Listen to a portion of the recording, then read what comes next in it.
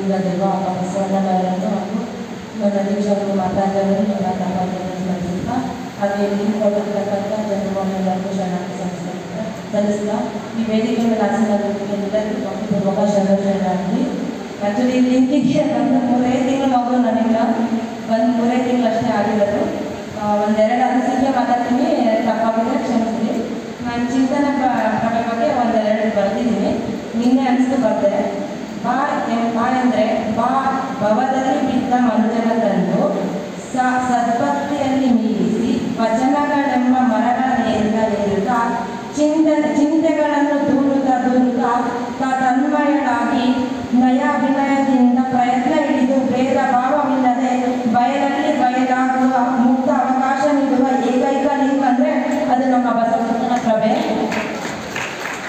ನನಗೆ ಮಾತಾಡ ಬರಲ್ಲ, ಎಲ್ಲರಿಗೂ ಶರಣ.